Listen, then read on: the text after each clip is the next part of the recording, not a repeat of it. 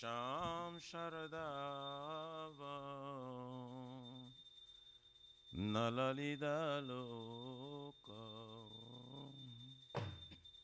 Tranaya Karuna Gana Ganatam Sham Sharadava Nalalidha Lokam Tranaya Karunya Gana Ganatam Praptasya Kalyana Gunanavasya Vande Guru Shri Charanara Vrindam Praptasya Kalyana Gunanavasya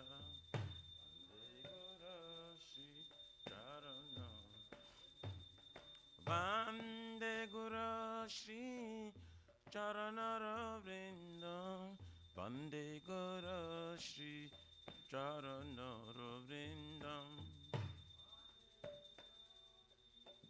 Charanara Vrindam Vande Guru Shri Charanara Vrindam Mahaprabhu ki Tananrita Gita Vaditra Madhyam Manasura Sena Mahaprabhu ki Tananrita Gita Vaditra Madhyam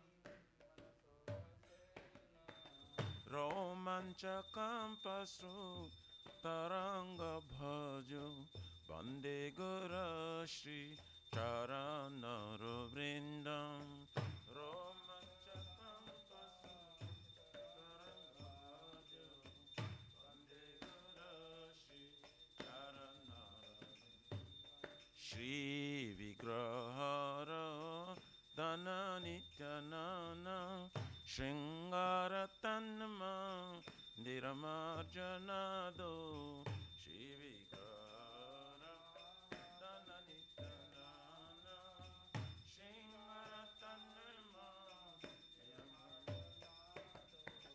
Juktasya Bhaktamsya Niyunjatapi Vande Guru Shri Charanara Vrindam Juktasya Bhaktamsya Niyunjatapi Vande Guru Shri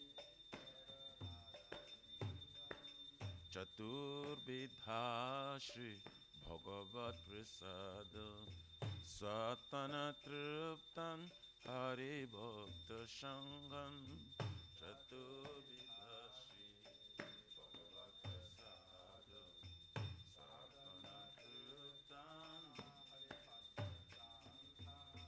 Kridaiva Triptin Bhajata Sadeva Vande Guru Shri Charanara Vrindam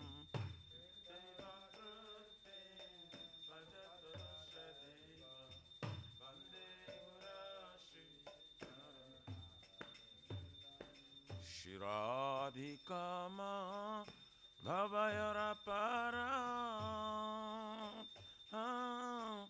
Madhurya Lila Gunarupanamna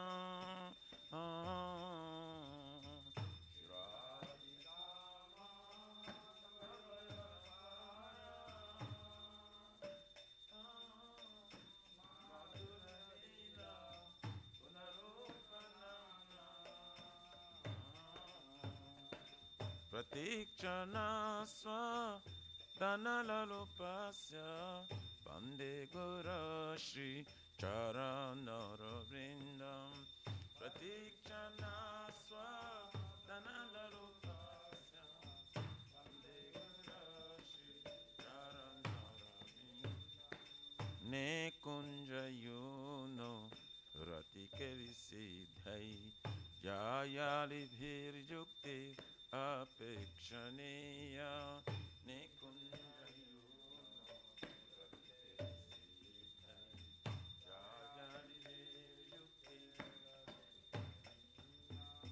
Tatrati Daksha Ativalabhasya Vande Guru Shri Charanara Vrindam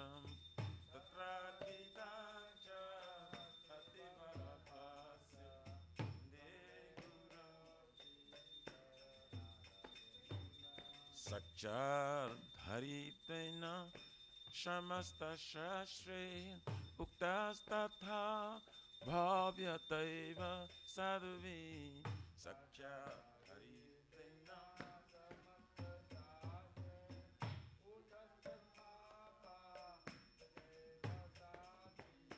Kintu Prabhorja Priya Eva Tasya Pande Gurashi Charanara Vrindam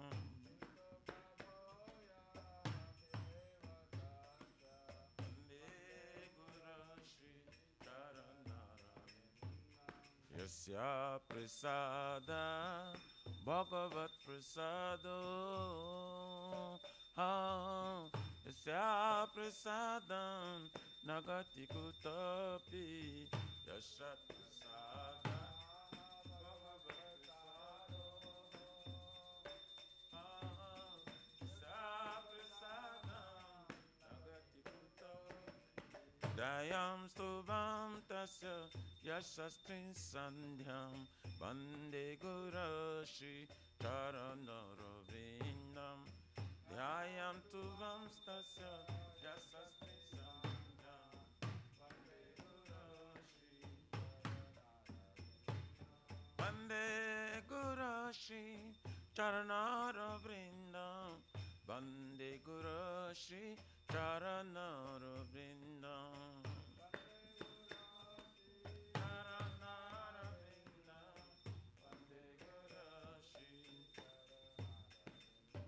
Namo Om Vishnu Padaya Krishna Prishtaya Bhutale Srimate Bhakti Vedanta Swami Nitina Mine Namo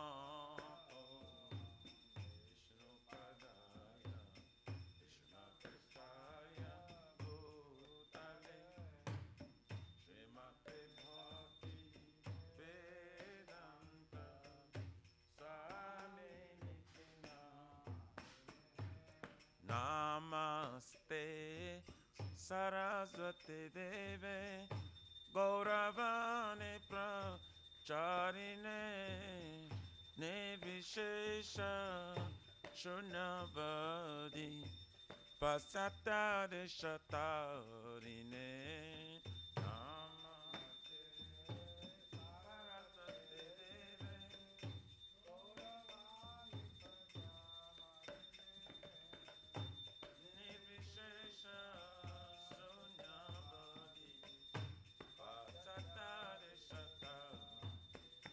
Jaya Shri Krishna Chaitanya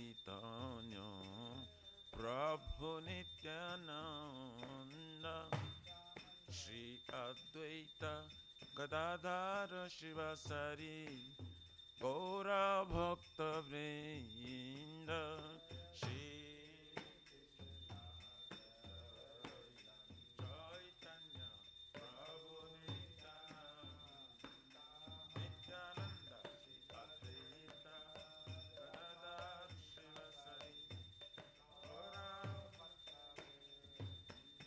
Jaya Shri Krishna Chaitanya Prabhu Nityananda Shri Advaita Gadadhara Shivasari Gaura Bhakta Vrinda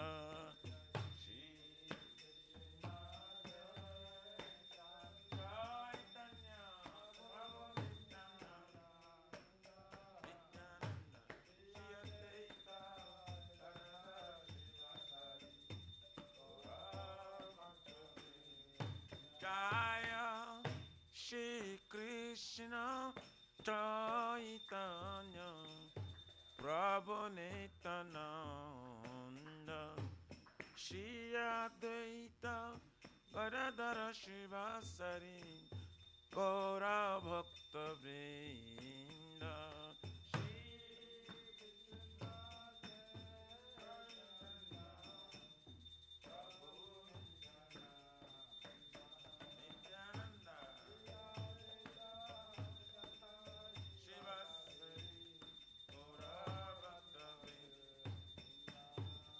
Hare Krishna, Hare Krishna, Krishna Krishna, Hare Hare, Hare Rama, Hare Rama, Rama Rama, Hare Hare.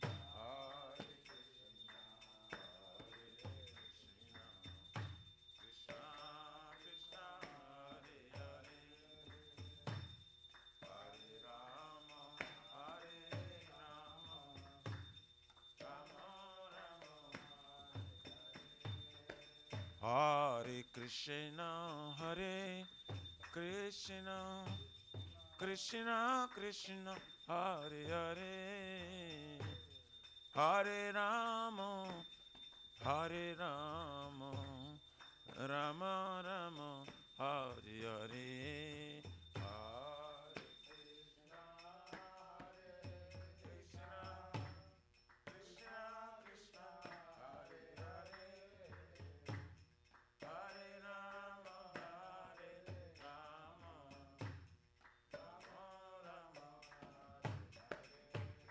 Hare Krishna, Hare Krishna, Krishna Krishna, Hare Hare,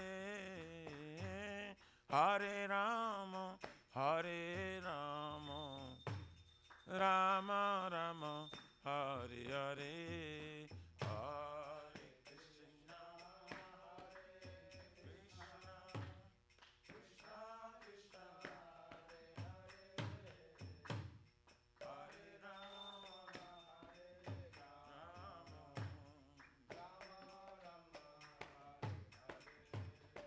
Hare Krishna, Hare Krishna, Krishna Krishna, Hare Hare, Hare Rama, Hare Rama, Rama Rama, Hare Hare.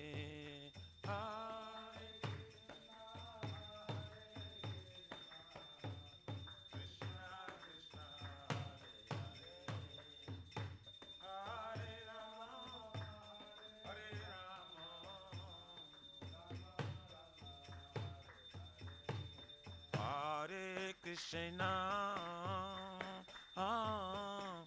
Hare Krishna, Krishna Krishna, Hare Hare, Hare Rama, Hare Rama, Rama Rama, Hare Hare, Hare.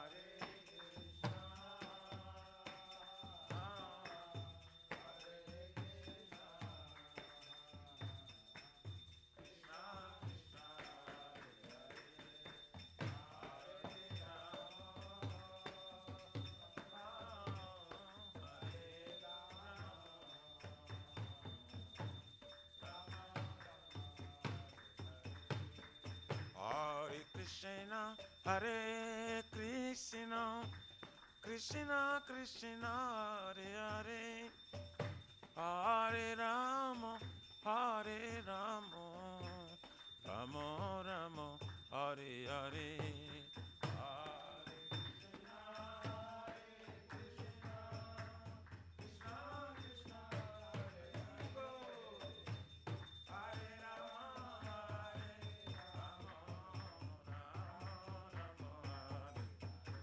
Hariya Nama Krishna Jadavaya Nama Jadavaya Madhavaya Keshavaya Nama Gopal Govindara Shrimadhusudam Giridhari Gopina Madana Mohan Shri Chaitanya Nityananda Shri Advaita Sita Hari Guru Vaishnava Bhagavata Gita Shri Rupa Sanatan Vatara Guna Shri Jiva Gopala Bhatta Dasara Guna. Hare Krishna, Hare Krishna, Krishna Krishna, Hare Hare, Hare Rama, Hare Rama, Rama Rama, Hare Hare, Hare Krishna, Hare Krishna, Krishna Krishna, Hare Hare, Hare Rama, Hare Rama, Rama Rama, Hare Krishna, Hare Krishna, Krishna Krishna, Hare Hare, Hare Rama, Hare Rama, Rama Rama, Hare Hare, Hare Krishna, Hare Krishna, Krishna Krishna, Hare Hare, Hare Rama, Hare Rama, Rama Rama, Shri Radha, Nila Madhava Radha, Nila Madhava Radhe, Radha, Radha, Jaya Jagannath, Jaya Baladeva, Jaya Subhadrama, Jaya Sudarshan Chakra. Baladeva, Subhadrama, Jaya Sitaram, Sitaram, Sitaram, Jaya Lakshman Hanuman. Sitaram, Sitaram, Nitai Gaura Haribo, Haribo, Haribo, Nitai Gaura Haribo, Haribo, Haribo.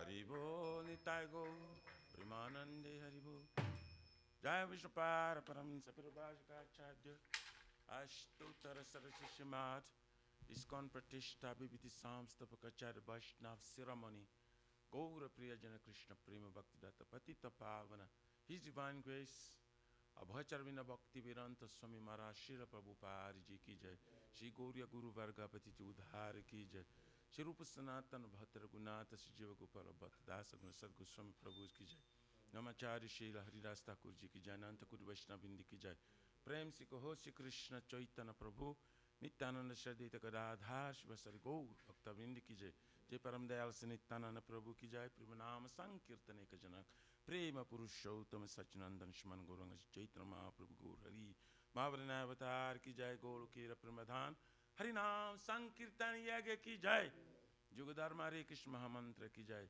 Brihat Nidanga Transcendental Book Distribution Seva Ki Jai Shri Radha Krishna Gopa Gopna Radha Kun Samakun Giriraj Govardhan Ki Jai Shri Brajabam Vrindavan Matrudam Ki Jai Deloship Shri Radha Nila Madhava Ki Jai Shri Mayapurna Padip Eka Chakradam Ki Jai Parama Karuna Shri Gaur Nitai Ki Jai Shri Purushottam Kitra Jagannath Puridham Ki Jai Shri Jagannath Swami Baladev Prabhu Srimati Subhadra Dev Sudarshan Chak Bhagavan Ki Jai Bhakti Sarva Vigna Vinashana Kanishangari Bhagavan Ki Jai Jaganga Mai Jamuna Mai Ki Jai Tulsi Maharani Vrindi Devi Bhakti Devi Ki Jai Shri Matradharani Ki Jai Shamaveta Bhakta Vindi Ki Jai Nitai Gaurari Pramanande. All glory to the assembly bodies, all glory to the assembly bodies, all glory to the assembly bodies, all glory, glory to Shri Gauranga.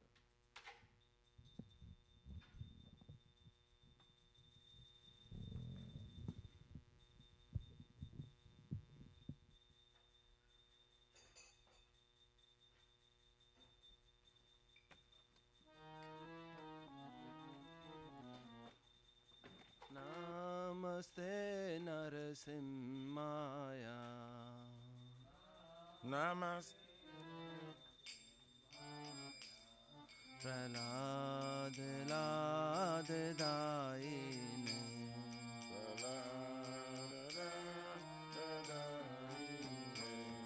Hiranyakashi Purvakshaha. Hiranyakashi Purvakshaha. Shilatankarnakhalaya.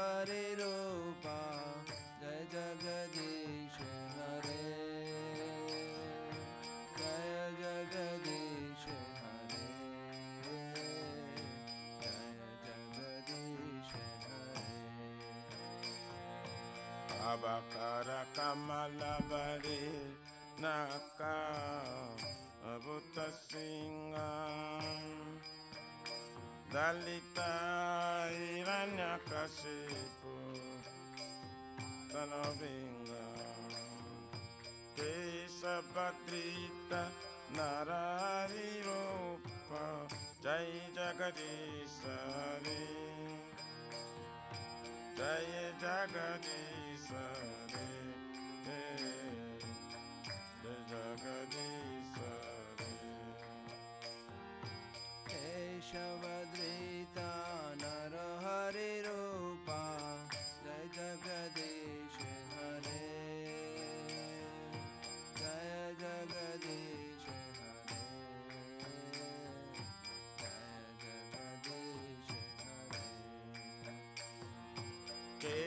Kesabhatrita Narari Rupa Jai Jagadishari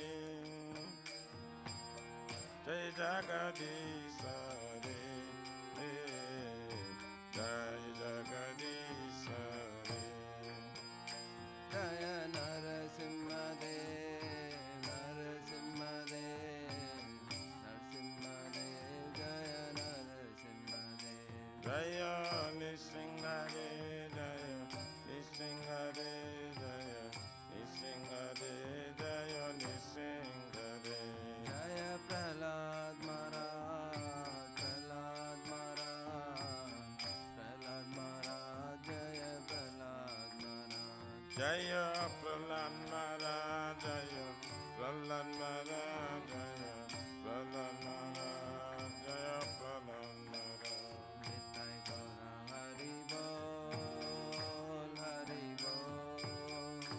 Hari Bol Nitai Gaura Hari Bol Nitai Gaura Hari Bol Hari Bol Hari Bol Nitai Gaura Hari Bol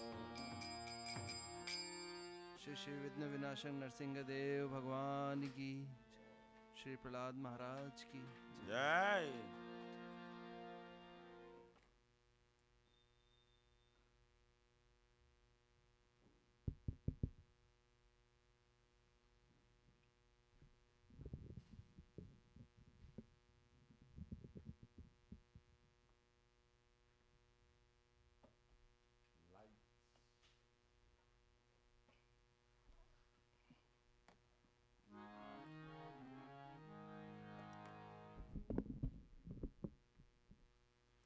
Shri Vrindai Tulasi Bai Priyai Kesava Satya Vishnu Bhakti Pradidevi Satavatai Namo Namaha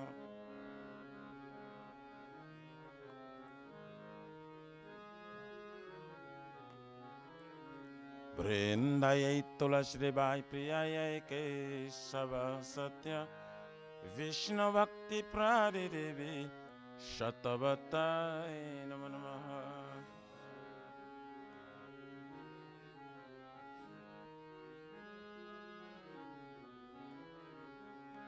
Vrindayai Tulasi Debai Priyayai Kesava Satya Krishna Bhakti Pradidevi Satavatai Namo Namaha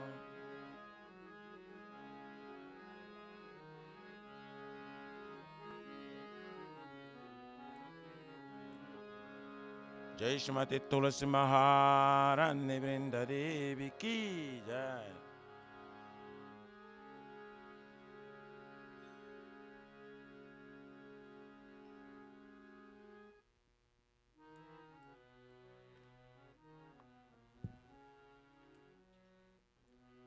Namo Namaha Tulasi Krishna Prayasi Namo Namaha Tulasi Krishna Prayasi Namaha Namo Namaha Tulasi Krishna Prayasi Namo Tulasi Krishna Preyasi Namo Namaha. Radha Krishna Seva Pavo Ei Abhilashi. Radha Krishna Seva Pava Eya Vilasi. Radha Krishna Seva Pavo Ei Abhilashi. Radha Krishna Seva Pava Eya Vilasi. Je tomara sharanalo tara vancha purana ho. Tamara Sharanala Taravancha Puna. Kripa kori koro tare Vrindavan vasi.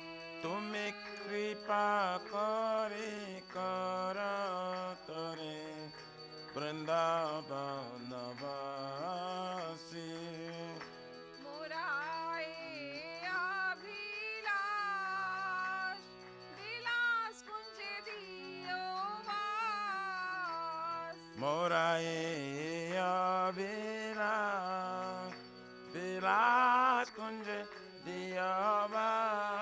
Nayane haribo sada jugal ruparasi. Aminayane Ribo Sada Jugala Ruparasi. Ini vedana dharo sakhiranu gata koro. Eni Vedana Dara Sakirayano Gatakara. Seva adhikara diye koro nijadasi. Sevayadi Kara Diye Kara Nijadasi. Dina Krishna dasi goe ye namora hoye. Dina Krishna Das Kon Eyanamora. Shri Radha Govinda preme sada ye namasi. Shri Radha Govinda Preme Sadayena Dasi. Shri Radha Govinda preme sada ye namasi. Shri Radha Govinda Preme Sadayena Dasi. Namo Namaha Tulasi Krishna Preyasi. Namo Namaha. Tulasi Krishna Preyasi Namo Namaha. Yani kani cha papani Brahma hatyadikani cha tani tani pranashanti pradakshina pade pade. Jani Kani Sapapani Brahma Hattari Ganesha Tani Tani Prana Shanti Pradakshina Pare Pare. Yani kani cha papani Brahma hatyadikani cha tani tani pranashanti pradakshina pade pade. Jani Kani Sapapani Brahma Hattari Ganesha Tani Tani Prana Shanti Pradakshina Pare Pare. Yani kani cha papani Brahma hatyadikani cha tani tani pranashanti pradakshina pade pade. Jani Kani Sapapani Brahma Hattari Ganesha Tani tani pranasanti pradakshina pari pari. Hare Krishna, Krishna Krishna, Hare Hare, Hare Rama, Rama Rama, Hare Hare. Hare Krishna, Krishna Krishna, Hare Hare, Hare Rama, Rama Rama, Hare Hare. Hare Krishna, Krishna Krishna, Hare Hare, Hare Rama, Rama Rama, Hare Hare. Hare Krishna, Krishna Krishna, Hare Hare, Hare Rama, Rama Rama, Hare Hare. Jaya Tulsi Maharani, Jaya Tulsi Maharani, Jaya Tulsi Maharani, Jaya Tulsi Maharani. Jaya Tulsi Maharani, Jaya Tulsi Maharani, Tulsi Maharani, Jaya Tulsi Maharani. Jaya Vrinda Devi, Jaya Vrinda Devi, Jaya Vrinda Devi, Jaya Vrinda Devi. Jaya Vrinda Devi, Jaya Vrinda Devi, Jaya Vrinda Devi, Jaya Vrinda Devi. Nityai Gaura Hari Bol, Hari Bol, Hari Bol. Nityai Gaura Hari Bol, Nitai Gaura Hari Bol, Hari Bol, Hari Bol, Nitai Gaura Hari Bol. Srimati Tulsi Maharani Vrinda Devi ki jai. Jai. Shri Vrindai Tulasi Vai Priya Ke Sava Satya Vishnu Bhakti Pradevi Satavatai Namo Namaha.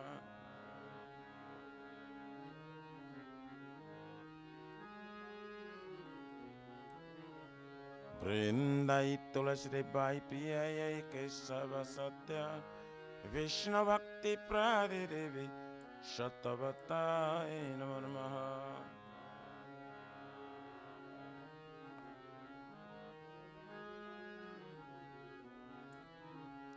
Vrindai Tulasi Devai Priyai Kesava Satya Krishna Bhakti Pradevi Shatavatai Namo Namaha.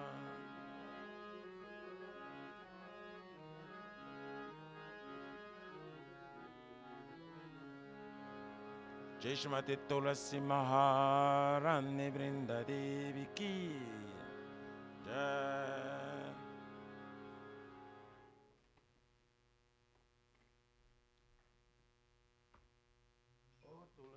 Beloved Krishna, I bow before you again and again.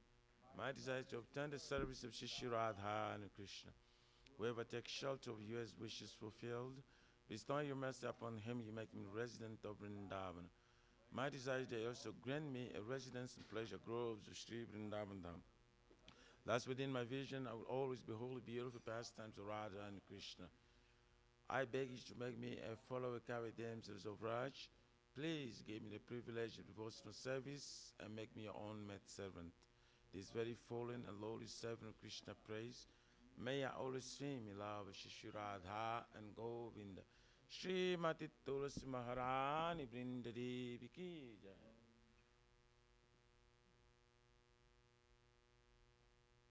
Shri Chaitanya Mahaprabhu Sikhastakam ki jai.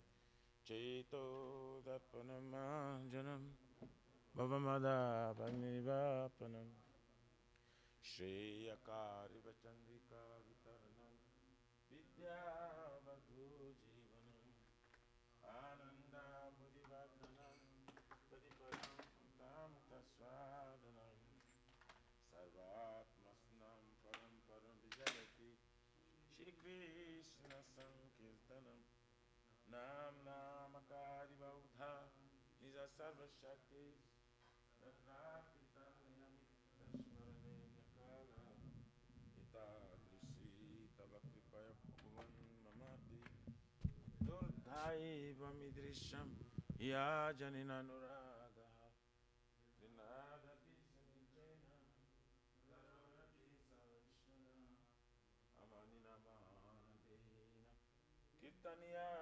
Sadahari Nadanam Najanam Nasundari Kavitamba Jagari Shakamaye Mama Janmani Janmaneshwari Bhavatar Bhakti Raitu Kitwai Ainanda Tanuja Kinkaram Paritamam Bisame Bhavam Buddho Kripaya Tapapada Pankaja Stitaduli Sadrisham Vichintaya Nanam Galora Shrudharaya Padanam Gadgadarudaya Gira Pulakarinchitam Bapukada Tavanamagrane Bhavisyati Jugaitam Nimishena Chakyusha Pravrasaitam Sunyaitam Jagata Sarvam Govinda Virahiname Aslishava Padaratam Pinastumam Adarshanan Marma Hatam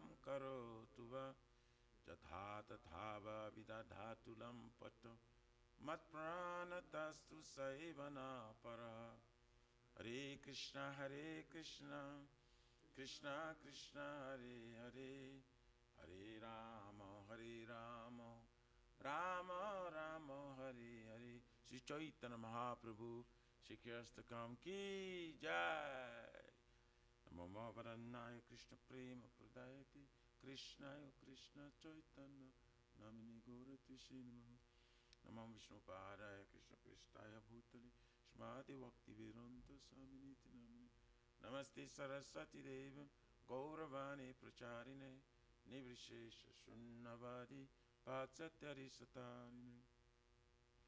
Glory to the Shri Krishna Sankirtana, which cleanses the heart all the dust accumulated for years and extinguishes the fire of a conditional life of repeated birth and death. The Sankirtan movement is the prime benediction for humanity at large, because it spreads the rays of the benediction moon. It is the life of all transcendental knowledge. It increases the ocean of transcendental bliss and enables us to fully taste the nectar for which we're always anxious.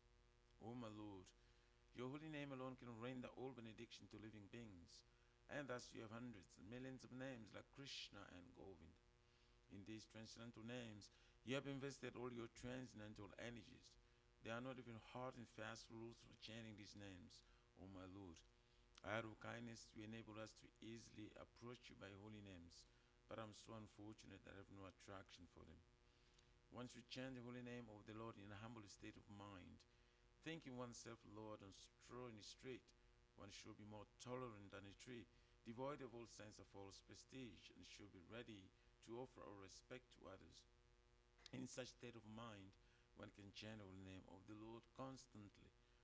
O Almighty Lord, I have no desire to accumulate wealth, nor do I want desire beautiful women, nor do I want any number of followers. I only want your causeless devotional service, birth after birth. O son of Maharaj Nanda Krishna, I am your eternal servitor. Yes, some or other, I've fallen in this ocean of birth and death. Please pick me up from this ocean of death and place me as one of the atoms at your lotus feet. O my Lord, when will my eyes will be decorative tears of love flowing constantly when I chant your holy name? When will my voice choke up, and will the hairs of my body stand on the end of the recitation of your name? O Govinda, feeling your separation, I am considering a moment to be like 12 years or more. Tears are flowing from my eyes like torrents of rain, and I'm feeling all vacant in the world in your absence. I know no one but Krishna as my Lord, and he should remain so, even if he hinders me rightfully by his embrace, or makes me broken-hearted by not being present before me. He is completely free to do anything and everything, for he is always my worshipful Lord unconditionally. Shri Chaitanya Mahaprabhu Sri Kirstakam Ki Jai.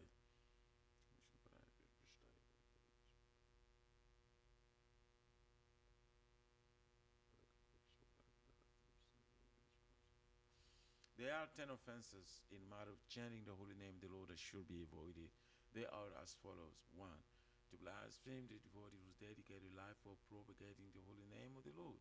2. To consider names of demigods of the Lord Shiva and Lord Brahma to be equal to or independent of the name Lord Vishnu.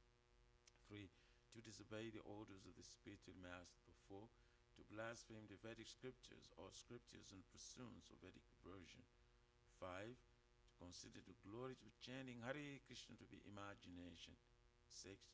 To give some interpretation to the holy name of the Lord. 7. To commit sinful activities on the strength of chanting the holy name. 8. To consider the chanting of Hare Krishna as one of the auspicious ritualistic activities which are often Vedas as fruitive activities, karma kanda. 9. To instruct the faithless person about the glories of the holy name. And 10. To not have complete faith in chanting the holy names and to maintain material attachments even after understanding so many instructions in this matter. It is also an offense to be inattentive while chanting.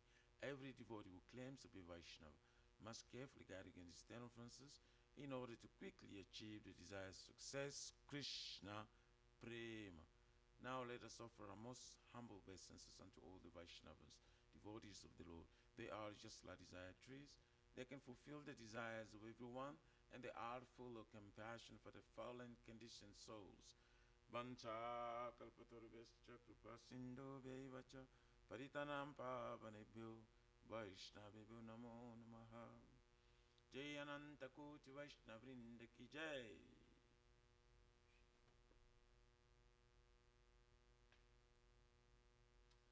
So Shri Guru Vandana Mangala Charan ki jai. Om Jnana Timirandasya Gyananjana Salakaya Chakchurun Militam Jena Tasmai Shri Gurave Namaha. Shri Chaitanya Manobhistam Sthapitam Jena Bhutale Swayam Rupa Kadamayam Dadati Swaparantikam Vandeham Shri Guru Shri Jota Padakamalam Shri Gurun Vaishnavam Cha Shri Rupam Sagrajatam Sahagana Raghunatha Vintam Tam Sajivam Sadduitam Sabadhutam Parijana Saitam Krishna Chaitanya Devam Shri Radha Krishna Padan Sahagana Dalita Shri Vishakampitam Cha Nama Om Vishnu Padaya Krishna Pristaya Bhutale Shrimate Bhakti Vedanta Swaminiti Namine Namaste Saraswati Devi Gauravani Pracharine Nivrishesha Shunnavadi Pasatyari Satarine Nama Om Vishnu Padaya Krishna Pristaya Bhutale Shrimate Bhakti Siddhanta Saraswati iti namine Shri Varshabhana Videvi Deitaya Kripabdhaye Krishna Sambandha Vijnana Daine Prabhave Namaha Madhurjujala Primadhya Shri Rupanuga Bhaktida Shri Gaura Karuna Shakti Vigrahaya Namostute Namaste Gauravani Shri Murtairi Natarine Rupanuga Viruddha Pusidanta Danta Harine Namagora Kishoraya Sakchaveragya Murtaye Vipralambhara Sambodhe Paramujayate Namaha Namo Bhakti Vinodaya Sakchit Ananda Namine Gaura Shakti Swarupaya Rupanuga Varayate Gaura Virbhava Bhumisvam Nirdesha Sajana Priya Vaishnava Sarva Bhuma Sri Jagannatayate Namaha Vanchakalpatarubhyascha Kripa Sindhubhyaivacha Paritanam Pavanebhyo Vaishnavebhyo Namo Namaha Namo Mahavaranayo Krishna Prema Pradayate Krishnayo Krishna Chaitanya Namine Gauratvishe Namaha Panchatattamakam Krishna Bhakta Rupa Swarupakam Bhaktavatara Bhaktakyam Namami Bhakta Shaktikam He Krishna Karuna Sindhu Dinabandhu Jagatpate Gopesha Gopika Kanta Radha Kanto Namostute Jayatam Suratopango Mama Mandamatir Gatir Matsarvasya Padam Bhujo Radha Madanamohano Divyarvindaranya Kalpadumadha Shmaradna Sanganastu Shmaradha Shila Govinda Devo Krishtali Visheva Manushmarami Shman Rasara Sarambi Vam Shvata Tatastita Karshan Venu Swanar Gopir Gopinata Shristuna Tapta Kanchana Gorangi Radhi Vrindavaneshwari Vrusabhanu Suti Devi Pranamami Hari Pri Jai Shri Krishna Chaitanya Prabhu Nityananda Shri Advaita Gadadhara Srivasari Gaura Bhakta Vrinda Hare Krishna Krishna Krishna Hare Hare Hare Rama Rama Rama Hare Hare Shri Guru Pranam Mangala Aarti Jai Shri Brahma Sangita Ki Jai Ishvara Parama Krishna Sakchit Ananda Vigraha Anadiradit Govinda Sarvakarana Karanam Chintamani Prakata Sadma Sukalpa Vriksha Laksha Vitesha Shuravira Vipalayantam Lakshmi Sahasra Shasta Sambrahma Sevyamanam Govindamari Purusham Tamam Bajamin Venum Kwanantamaravindarayala Taksham Bharam Bata Samasitam Buddha Sundarangam Kandapakoti Kamaniya Vishesha Shubham Govindamadi Purusham Tamam Bajamin Alula Chandra Kalasal Vanamalya Vamsi Ranangadam Pranayakiri Kalavilasam Shyamam Tribhangalalitam Niyata Prakasham Govindamadi Purusham Tamam Bajamin Angani Yasha Sakalendriya Vritimanti Pasyanti Panti Kalayanti Chiranjaganti Ananda Chinmaya Sadujjala Vigrahasya Govindamari Purusham Tama Bhajami Advaitama Chutamana Dimananta Rupam Aryam Purana Purusham Navajovanam Cham Vereshu Durlabham Durlabham Atma Bhaktu Govindamari Purusham Tama Bhajami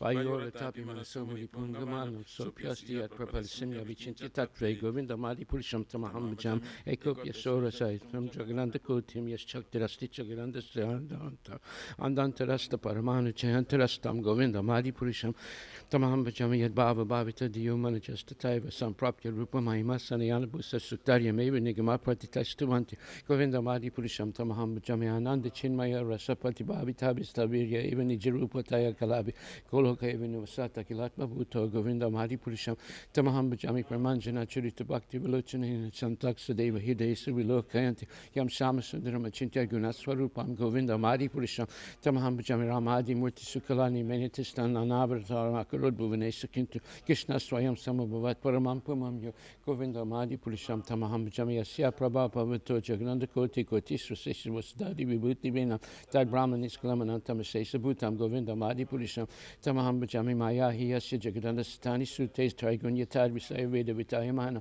Sadvavulambi Parasatvam Visuddha Satvam Govinda Madi Purusham Tamaham Bhajami Ananda Chinmaya Rasat Matayamana Suya Praninam Pratifilam Swanatam Ubeta Lilayatena Bhuvanani Jaya Jasram Govinda Madi Purusham Tamaham Bhajami Goloka Namni Nizdamni Talechita Shed Devi Maheswari Dama Sute Sutesha Tete Prabhavani Jaya Vitastayena Govinda Madi Purusham Tamaham Bhajami Shistista Tipalaya Sadhava Sakti Reka Chayeva Yasya Bhuvanani Vivarti Durga Ichana Rupam Abhyasa Tesa Govinda Madi Purusham Tamaham Bhajami Shiram Yatada Divikara Visesa Yoga Sanjayate Naitata Pritakasti Eto Yasambhutama Britata Sampaitikaya Govinda Madi Purusham Tamaham Bhajami Departure Evi Deslantana Mabhipetya Dipayate Vihitahitu Samana Dharma Yastadri Gevi Hiche Vishnutaya Vibhati Govinda Madi Purusham Tamaham Bhajami Yakarna Narla Vajali Balisisra Yoga Nidrama Nanta Jagadanda Satramukuba Athara Sakti Mavalamya Param Samurta Govinda Madi Purusham Tamaham Bhajami Yasyaika Nisvasita Kalamata Valambya Shivanti Loma Villaja Jagadanda Nata Vishnu Mahansa Yasya Kala Visesha Govinda Madi Purusham Tamaham Bhajami Asmanya Tasma Sakalation Nijesha Teja Sriyam Kiya Prakatiyata Vitat Pratatra Brahmaya Esha Jagadanda Vidana Karta Govinda Madi Purusham Tamaham Bhajami Yat Pada Palavuyagam Vinidai Kumbha Dwande Pranama Samayesha Ganadi Raja Vignan Mehanta Malamasya Jagat Treyasya Govinda Madi Purusham Tamaham Bhajami Agnir Mahiga Ganamambu Manudishasya Kalasatatamaya Siti Jagat Treyani Yasmad Bhuvanti Bhuvanti Visanti Yamcha Govinda Madi Purusham Tamaham Bhajami Chaksuresa Savita Sagiragrahana Raja Samasta Suramurti Sesha Tesha Yashya Gaya Brahmati Sambrata Kala Chakro Govinda Madi Purisham Tamaham Bachami Dharmota Papa Niche Sutayastapam Se Brahmadi Kita Patagavate Jiva Yadata Mata Vibhava Pragata Prabhava Govinda Madi Purisham Tamaham Bachami Estrenda Gopa Matavendra Mahosu Karma Bandana Rupa Falabal Janatunati Karmani Nidahati Kintucha Bhakti Bacham Govinda Madi Purisham Tamaham Bachami Yam Kroda Kama Saja Pranadibiti Vatsaya Mahoguru Goro Vesevi Bhava Santinti Tashi Sadvisintanamapu Rete Sriya Kanta Kanta Paramapurusha Kalkutaro Trumabu Mischintamani Ganama Ito Yamamrita Kataganam Natyam Gamanama Pivam Sipriyasa Kichiranandam Juti Param Apitada Swadhyam Apichasa Yatrashiradi Visavadeshurabhi Vyastasuman Nimesar Dakyavava Jiti Nahia Tripisamaya Pache Svita Dutram Tamaham Ilgol Kamitiam Pidantas Tesan Taksiti Virakshara Guru Pranam prayers, Guru Vastika prayers, Kijay. The spiritual master is receiving benediction from the ocean of mercy, just as the cloud pours water on the forest fire to extinguish it. So the spiritual master delivers the materially afflicted world by extinguishing a blazing fire, material existence out from my respectful base until Lotus Street. As such, spiritual master is the ocean of auspicious clouds. Chanting the holy name, dancing next, singing and playing musical instruments. The spiritual master is always gladdened by the sanctum movement, Lord Chaitanya Mahaprabhu. Because he is relishing the mellows of pure devotion within his mind, sometimes his hair stands on end. He feels quivering in his body, and tears flow from his eyes like waves off my respectful base unto Lotus Street. Such spiritual master. Spiritual master is always engaged in temple worship of Shri Radha and Krishna. He also engages his disciples in such worship. They dress the deities in beautiful clothes and ornaments, clean their temple, and perform other similar worship of the Lord offer my respectful basis unto Lotus Street. Such spiritual master. The spiritual master is always offering Krishna 4 kinds of delicious food, analyzes that which is licht, shoot, junk, and sat. When the spiritual master sees that the devotees are satisfied being Bhagavad Prasad, he is satisfied. I offer my respectful basis unto Lotus Street. Such spiritual master. The spiritual master is always eager to hear and chant about the unlimited conjugal pastime, Radhika and Madhava, and their qualities, names, and forms. The spiritual master aspires to relish these at every moment. I offer my respectful basis unto Lotus Street. Such spiritual master. The spiritual master is very dear because he is expert in assisting gopis who at different times make different tasteful arrangements for the perfection of Radha and Krishna's conjugal loving affairs within the groves of Vrindavan. I offer my most humble obeisance unto Lotus Street. Such spiritual master. The spiritual master to be honored as much as the Supreme Lord because he is the most competent to serve to the Lord. This is acknowledged in all real scriptures and followed by all authorities. Therefore, I offer my respectful obeisance unto Lotus Street. Such spiritual master is a bona fide representative of Sri Hare Krishna. By the mercy of the spiritual master, I receive the benediction of Krishna. Without the grace of the spiritual master, I cannot make any. Therefore, I offer my respectful obeisance. Always remember praise and spiritual master. At least 3 times a day, I should offer my respectful obeisance unto Lotus Street of my spiritual master. His divine grace, A.C. Bhaktivedanta Swami Srila Prabhupada Ki Jai. Shrimad Bhagavatam Grantaraj Ki Jai. Om Namo Bhagavate Vasudevaya. Canto 3, Chapter 5, verse number 50. Tvamna Suranam Asisam Vayanam Kutasta Adya Purusha Purana Tvam Deva Satyam Gunakarma Yono Ritas Tvarajyayam Kavim Adadeja Tvam, your lordship, na, of us, Suranam, of the demigods, Asi, you are, Sa Anvayanam, with different gradations, Kutasta, one who is unchanged, Adya, without any superior, Purusha, the founder person, Purana, the oldest, who has no other founder.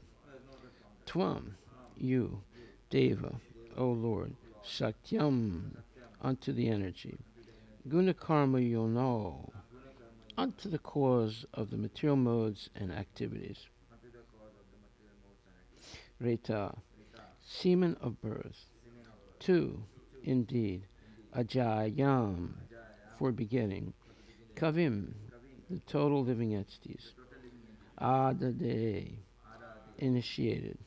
Aja, one who is unborn. Translation by His Divine Grace, A.C. Bhaktivedanta Swami Srila Prabhupada Ki Jai. You are the original personal founder of all the demigods and the orders of different gradations, yet you are the oldest and are unchanged. O Lord, you have no source or superior. You have impregnated the external energy with the semen of the total living entities, yet you are unborn. Purport by His Divine Grace, A.C. Bhaktivedanta Swami Srila Prabhupada. The Lord, the original person, is the father of all other living entities, beginning from Brahma, the personality from whom all other living entities in different gradations of species are generated. Yet, the Supreme Father has no other father. Every one of the living entities of all grades, up to Brahma, the original creature of the universe, is begotten by a father, but He, the Lord, has no father. When He descends on the material plane out of His causeless mercy, He accepts one of His great devotees as His father to keep pace with the rules of the material world. But since He is the Lord, He is always independent in choosing who will become His father. For example, the Lord came out of a pillar in His incarnation as Narasingha-deva, and by the Lord's causeless mercy, Ahalya came out of a stone by the touch of the lotus feet of His incarnation as Lord Sri Rama. He is also the companion of every living entity as the Supersoul, but He is unchanged.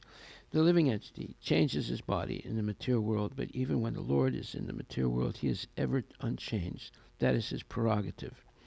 As confirmed in Bhagavad Gita 14.3, the Lord impregnates the external or material energy, and thus the total living entities later come out in different gradations, beginning from Brahma, the first demigod, down to the insignificant ant. All gradations of living entities are manifested by Brahma and the external energy, but the Lord is the original father of everyone. The relationship of every living being with the Supreme Lord is certainly one of son and father, and not one of equality. Sometimes, in love, the son is more than the father, but the relationship of father and son is one of the superior and the subordinate. Every living entity, however great he may be, even up to demigods like Brahma and Indra, is an eternally subordinate servitor of the Supreme Father. The Mahat Tattva principle is the generating source of all the modes of material nature, and the living entities take birth in the material world in bodies supplied by the mother material nature in terms of their previous work. The body is a gift of material nature, but the soul is originally part and parcel of the Supreme Lord. Srila Prabhupada Ki Jai. You are the original personal founder of all the demigods and the orders of different gradations. Yet you are the oldest and are unchanged, O Lord. You have no source or superior. You have impregnated the external energy with the semen of the total living entities, yet you are unborn. Srila Prabhupada Ki Jai. So, for a speculator, all these statements about Krishna would seem to be contradictory, and they would not accept any of these statements. Why? Because their fault is speculation, and therefore they'll always get things wrong about Krishna. This is proven many times over when you read philosophical books by speculators. They always get it wrong, and they'll always get it wrong eternally as long as they're speculating. Therefore, real knowledge is descending from the Supreme Personality of Godhead, who's the unique creator of everything, but He Himself had never been created. So the unique creator of everything in the material world, like the material nature and the laws of karma and the three modes of material nature and so many other things, they've all been created by Krishna. So because Krishna is the Supreme Personality of Godhead, He's the creator of everything, good and bad. So how is that possible, that if He's the Supreme Personality of Godhead and He's above anything material, He's transcendentally situated always, how could He create something that's evil? Well, He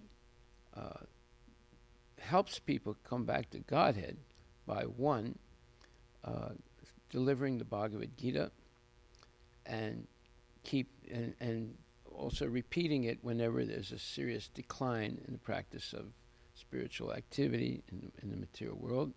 So he spoke originally to Vivaswan, then he spoke to Ikshvaku, then he spoke to Arjuna, and so forth.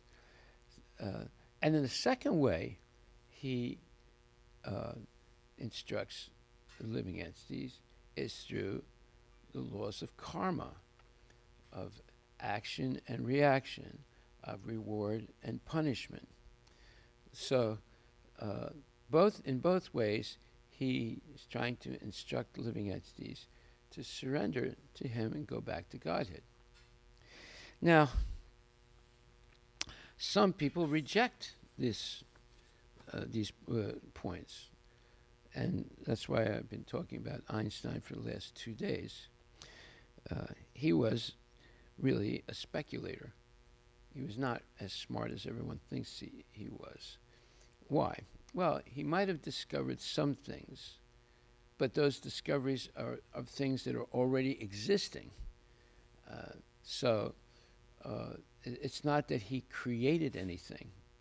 He was materially smart enough to understand a few things about the universe, and very few things. In fact, Einstein was always saying, and this is very important to understand, that he also recognized that he was only understanding a few things about material nature.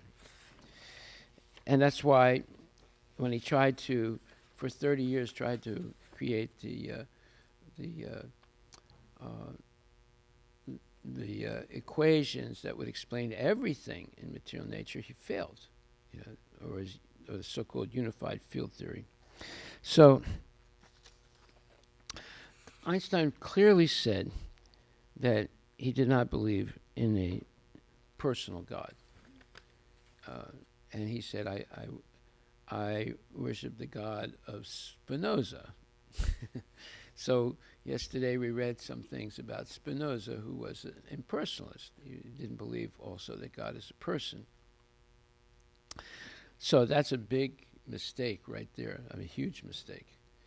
Also, Einstein did not believe in the laws of karma, which can be summarized in the way he did. He said, I don't believe in a God who rewards and who punishes. Right?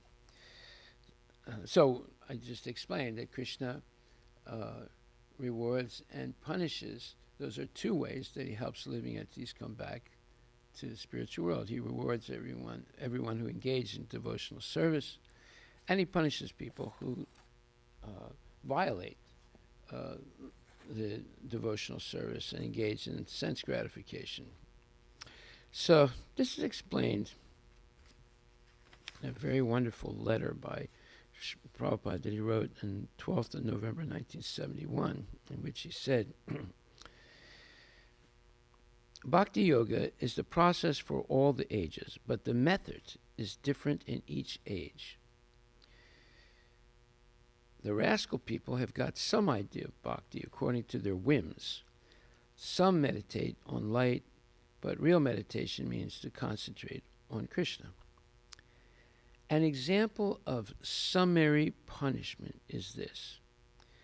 If you are sentenced to be hanged, but instead you are given a simple pinprick, that is very nice. Krishna minimizes the devotee's suffering to the lowest. So long as one is engaged in devotional service, he is immune to the reactions of his past sinful activities. But if he chooses to give up this devotional service, then he has to undergo all these reactions.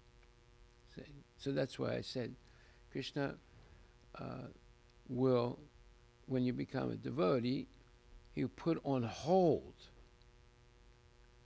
our karma, which is always going to be some good things, some bad things. Right? It's a mixed bag, as we say. So he puts it on hold, because you cannot engage in devotional service as long as you're subject to karma. So instead of getting the full karma, you get what he calls here a summary punishment. That means instead of dying, you just get a pinprick. So, and that is to give the devotee a chance to engage in devotional service. Okay.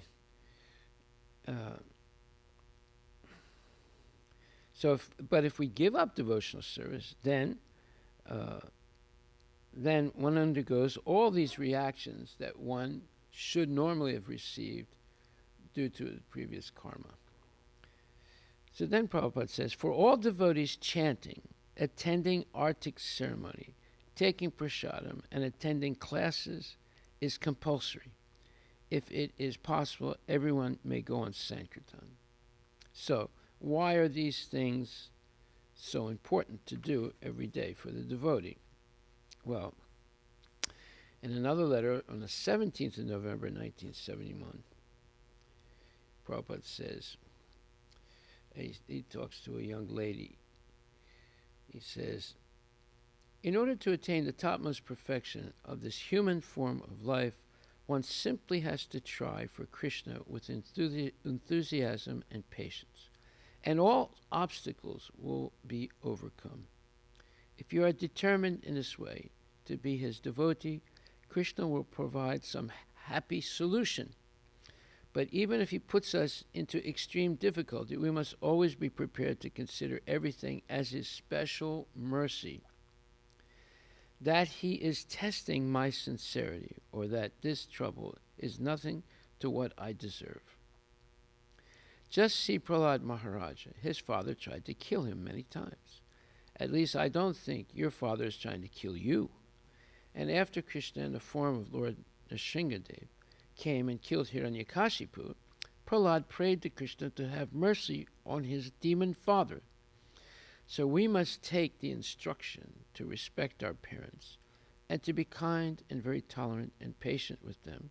And very soon, I promise you, everything will be all right.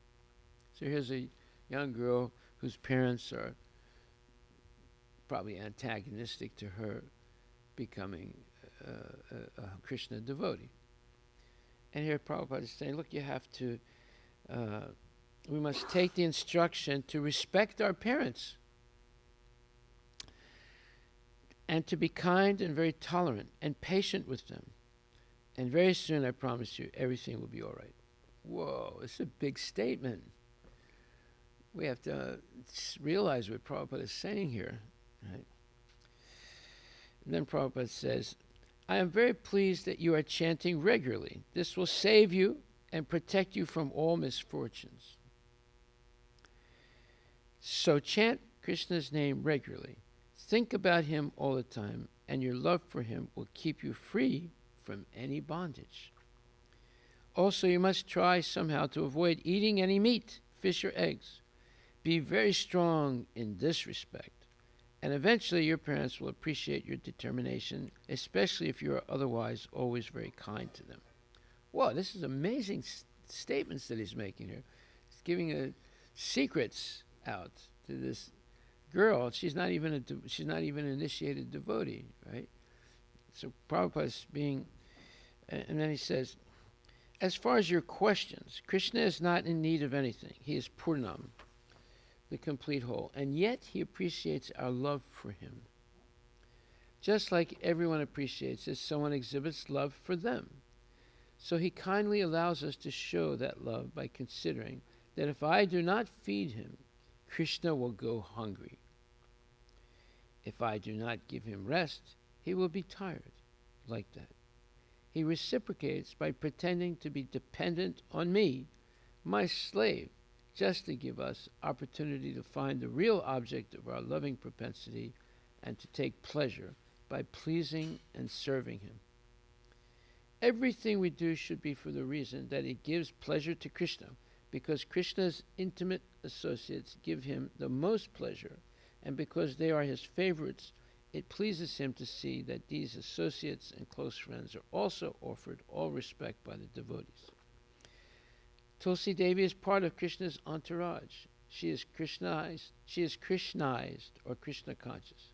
And in this pure state, she has all the qualities of Krishna, and therefore she becomes worshipable just like Krishna. There is a saying, love me, love my dog. It is like that. To approach the president is very difficult. Unless you are the friend of his son or daughter, then it becomes very easy. So worship Tulsi Devi and other of Lord Krishna's entourage is part of the total devotional attitude of pleasing Krishna. I hope this finds you in good health and cheerful mood. Your ever well-wisher, A.C. Bhaktivedanta Swami. So here we see huge amount of instruction and that Prabhupada is giving this young girl. And this is the sign of a loving spiritual master who'll take the time to instruct a person by revealing what you would call secrets of how to associate and please Krishna. Okay, so then in another letter in 17th of November, again, 1971, Prabhupada says, especially I am encouraged by your programs in the schools and colleges. Try to interest these students in our books. If you simply stick to the textbook teaching, teaching becomes very easy. Philosophy is the highest, but even higher than philosophy is practice of philosophy. So when your students apply Krishna philosophy in their lives, they will feel the beneficial result, and this will make your teaching very easy. Just like you add hydrogen and oxygen and get water. So let them chant and learn Bhagavad Gita, and they will get Krishna's mercy. I am successful in my teaching work because I have not deviated 1 inch from my spiritual master's instruction. This is my only qualification. So if you simply remain pure, your preaching will have effect. Kindly push on this college program. Only the most intelligent persons can understand Krishna philosophy. So it is very important that we spread this message to the intelligent class of men. Soon I shall be printing my latest book, Commentaries on Your Western Philosophers, and with this instruction, you will be able to defeat all of the mental speculators and so-called scientists who are simply misleading everyone. So this is an interesting point. See, now why is it that ISKCON does not print the dialectic spiritualism? Because some people claim that the devotees that asked Prabhupada questions did not really understand the philosophers they were presenting to Prabhupada in a way that other people would take them seriously. Therefore, they did not want to print the book. Now, I have that book, right? I read from it yesterday, and it doesn't matter if they didn't present everything exactly the way the philosophers speculate. His answers were 100% correct. And that's what we should look at, you know. But for some reason or other, they say, well, you know, the academics will not accept this book because they didn't present everything correctly to Prabhupada. But everything Prabhupada said was correct. So that's what we should look at. Right? So here we see Prabhupada is saying, soon I shall be printing my latest book, Commentaries on Your Western Philosophers. And with this instruction, you will be able to defeat all of the mental speculators and so-called scientists who are simply misleading everyone. Huh? Still confident in it. Well, no, he is, because he knows what he's talking about. Now, the practical example of this is why I'm talking about Einstein. The practical example of this is Einstein. So, Einstein expressed his skepticism regarding the existence of an anthropomorphic God, such as the God of Abrahamic religions, often describing this view as naive and childlike. In a 1947 letter, he stated, "It seems to me that the idea of a personal God is an anthropological concept." Well, wait a minute. First of all, he says, "It seems to me." Well, that's his personal opinion. That has nothing to do with the truth, right? That means he's speculating. Whenever you say, "it seems to me," it may be, or what if, let us assume that, all these are ways of beginning to speculate. So he says, "It seems to me that the idea of a personal God is an anthropological concept that I cannot take seriously." In a letter to Beatrice Froelich on 17th December 1952, Einstein stated, "The idea of a personal God is quite alien to me and seems even naive." Now here's a man, he's supposed to be the smartest person in the world during his time, and he is childishly, let's say, ignorant. And he's depending everything on what he thinks.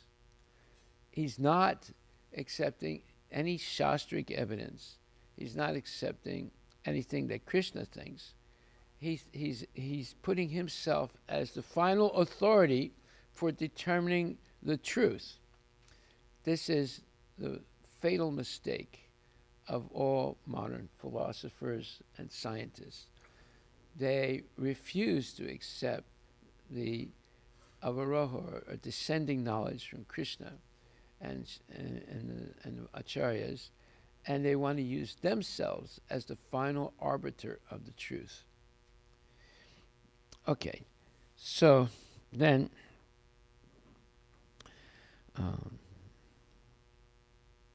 again on January 3rd, 1954, Einstein said, "The word God is for me nothing more than the expression and product of human weaknesses. The Bible, a collection of honorable but still primitive legends, which are nevertheless pretty childish.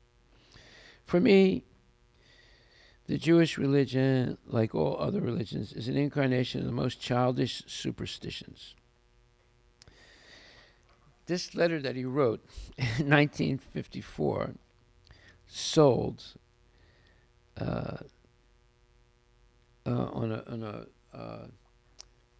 when it was put up for sale. Somebody paid $2.9 million for this letter. To show you how much people are misled by speculations by so-called famous people, right? They paid $2.9 million for this letter that even doesn't qualify itself to be used as toilet paper, right? Because what was written on it is complete gibberish by a confused person. Okay. All right. So then, but Einstein does accept some concept of God, and we explained that yesterday, because we read from Prabhupada's explanation of Spinoza. Spinoza, at the most, understood a little bit about the Brahman realization, or what we call the neutral relationship with Krishna, right? That is the beginning of impersonalism. But it's still Krishna's impersonal energy in the form of light emanating from his body. So, at the most, Spinoza was what you would call an impersonalist, but he's in the beginning of understanding impersonalism, right at the beginning. So, therefore, Einstein regularly said the following. He said, somebody asked him a question.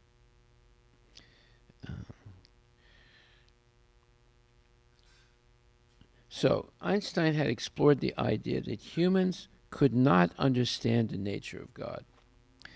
In an interview published in George Sylvester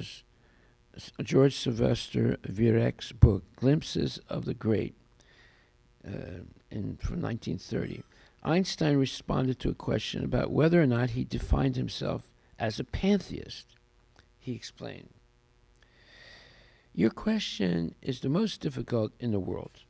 It is not a question I can answer simply with yes or no. I am not an atheist. I do not know if I can define myself as a pantheist. The problem involved is too vast for our limited minds. May I not reply with a parable?" In other words, he's saying, can I reply with a parable, with a story, right? So parables, and there's fables and there's parables. So parables use human beings as examples, and fables use animals as examples. Look that up. See the difference between a fable, F-A-B-L-E, and a parable, P-A-R-A-B-L-E. So he writes, "The human mind, no matter how highly trained, cannot grasp the universe. We are in the position of a little child entering a huge library whose walls are covered with to the ceiling with books in many different tongues. The child knows that someone must have written those books." So what's it say? Yeah, same Maharaj, you said. Fables employ animals, plants, inanimate objects, or forces of nature as characters, whereas parables have human characters. Okay, so this is a parable of a child who enters a library and sees a huge amount of books, right, in the library. And he's using this to explain whether he's pantheist or whether he is an atheist. Actually, he's been asked the question, are you a pantheist? It doesn't say about atheist. So, so therefore it says, "We are in the position of a little child entering a huge library whose walls are covered to the ceiling with books in many different tongues. The child knows that someone must have written those books. It does not know who or how. It does not understand the languages in which they are written. The child notes a definite plan in the arrangement of the books, a mysterious order which it does not comprehend, but only dimly suspects. That, it seems to me, is the attitude of the human mind, even the greatest and most cultured toward God." Now, see, that's a speculation. What about the Alvars? What about the Vaishnava Acharyas? What about Krishna himself, right? What about Bhagavad Gita? He spoke to Arjuna 5,000 years ago. God is revealing himself, right? He's explaining everything about himself, or as much as human beings can understand about himself, right? So we see a universe marvelously arranged, obeying certain laws, but we understand the laws only dimly. Our limited minds cannot grasp the mysterious force that sways the constellations. I am fascinated by Spinoza's pantheism. I admire even more his contributions to modern thought. Spinoza is the greatest of modern philosophers because he is the first philosopher who deals with the soul and the body as one. The soul and the body as one? Are they one? You see how he gets so many things wrong, right? Not as two separate things. Obviously, there are two separate things, right? The soul continues to exist after the body disappears, right? Einstein stated, "My views are near those of Spinoza. Admiration for the beauty of and belief in the logical simplicity of the order which we can grasp humbly and only imperfectly. I believe that we have to content ourselves with our imperfect knowledge and understanding and treat values and moral obligations as a purely human problem, the most important of all human problems." Again, see, these are buzzwords, when he says that morality is a purely human problem. He's canceling out God as the as the highest morality, right?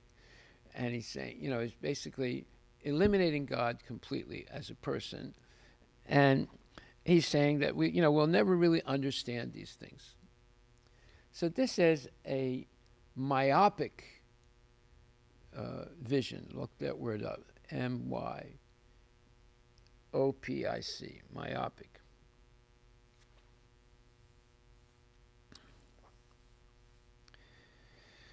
And then in a letter that he wrote to Rabbi Herbert S. Goldstein in German, he said, "I believe in Spinoza's God, who reveals himself in the harmony of all that exists, not in a God who concerns himself with the fate and doings of mankind." Yes, what does it say? Yes. Yeah. Now, Einstein, prided himself on being, having this great universal vision of things, but yet he's myopic. It's very limited vision, right?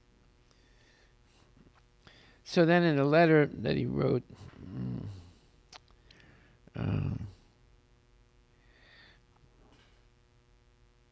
he said, "Scientific research can reduce superstition by encouraging people to think and view things in terms of cause and effect. Certain it is that a conviction akin to religious feeling of the rationality and intelligibility of the world lies behind all scientific work of a higher order. This firm belief, a belief bound up with a deep feeling in a superior mind that reveals itself in the world of experience, represents my conception of God. In common parlance, this may be described as pantheistic." So, yeah, he at the most he is a beginner impersonalist, but really on the lowest scale of impersonalism, right? So, and he's making all these statements as if he's an authority, but he's not an authority. Maybe he knows something about E equals mc squared, which was used to make an atomic bomb, by the way. Right. So he is considered like the granddaddy of the atomic bomb, and that's not something to be proud of. Okay, so here we see he uses language in a seemingly eloquent way, but what he's saying, he's trying to make it seem as if it's reality, but actually it's false. And he's getting many things wrong. And people who accept him as an authority are, just because he said E equals mc squared, they think, well, then everything he's saying about religion and God must be true also. No, it's not true at all. It's ignorance of God. He's proving that he's completely ignorant of God. If anything, he has very, very little knowledge of the impersonalism, but that's very sketchy. Okay, so, and this is what Prabhupada did. We would arrange, whenever he would come to the temple, we would arrange prominent people, if we knew any, to meet Prabhupada. And Prabhupada would talk with them and engage them in a discussion. And most of the time, we would see that this person who's some big authority was actually not such a big authority. Prabhupada would oftentimes point out to these people mistakes that they had made in their understanding of life. And then we would understand, well, wait a minute, Prabhupada, he has such insight into everything that he's defeating all these people. Although they're supposed to be great experts in some area of science or philosophy or religion even. Okay, so, but now he did it with all the great philosophers of the world, of the Western world. He decimated them. And he did the same thing with Mayavadis in India. So, now, is he being mean? No, he's just talking the truth and straightening out misconceptions, and doing it in a very nice way that is based on shastric evidence, not based on opinion. Whereas people like Einstein, they're basing everything on their opinion. See, do they understand epistemology? They claim that you have to have epistemology to do science, but epistemology is the science of how you know if something is true or false. So, right away, human beings should understand that they have 4 defects. We make mistakes, we're easily illusioned, our senses are limited and imperfect, and we have a cheating propensity. Therefore, we cannot, no matter how hard we try, understand the truth about the universe and what is the purpose of life, etc., without the help of superior authorities. And the supreme spiritual authority is Krishna himself. So when we come to that conclusion, then we stop speculating and we start trying to understand Bhagavad Gita. Now we're going to read something very interesting in the 9th chapter, 12th verse. And it says, Moga Shimoga Karmanam, Moga Jnana Vichetasa, Raksasim Asinim Chaiva, Pakritim Mohinim Shrita. Those who are thus bewildered by it are attracted by demonic and atheistic views. In that deluded condition, their hopes for liberation, their fruitive activities, and their culture of knowledge are all defeated. Now, is this a description of Einstein? Yes, it is. Yes, it is. And how do we know that? Let's take a look.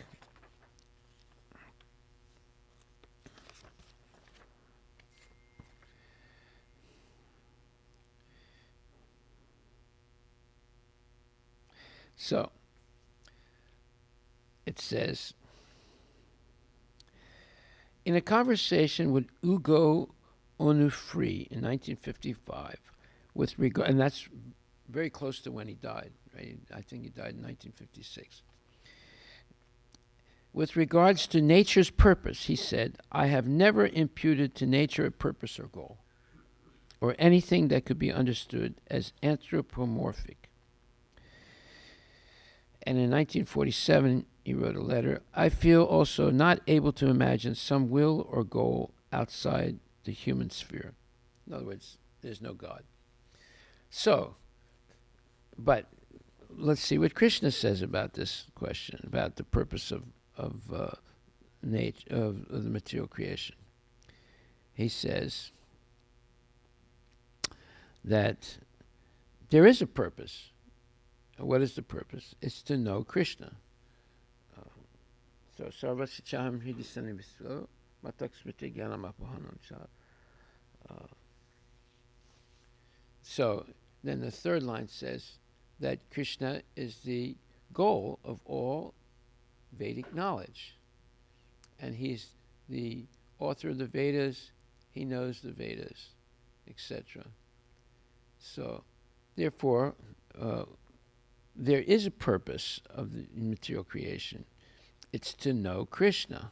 Right? So the 15th chapter and 15th verse says, Vedaischa sarvaraham eva vedya. By all the Vedas, I am to be known. Indeed, I am the compiler of the Vedanta. I am the knower of the Vedas. Okay. So his idea that there's no purpose there's no purpose of the material nature. He says, with regards to nature's purpose, he said, I have never imputed to nature a purpose or goal, or anything that could be understood as anthropomorphic, meaning God. So, okay, so he's got this completely wrong, but yet people are accepting him as a big authority.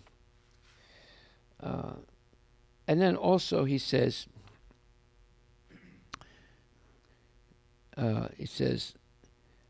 the most important human endeavor is striving for morality in our actions. Our inner balance and even our very existence depend on it.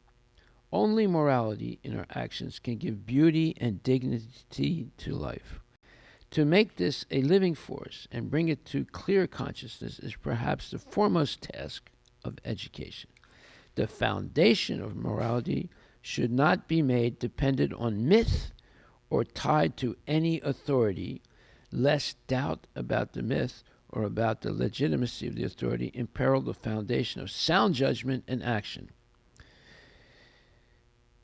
So that means he just rejected the authority of God, of Krishna. Right. So where is he putting the authority? He says,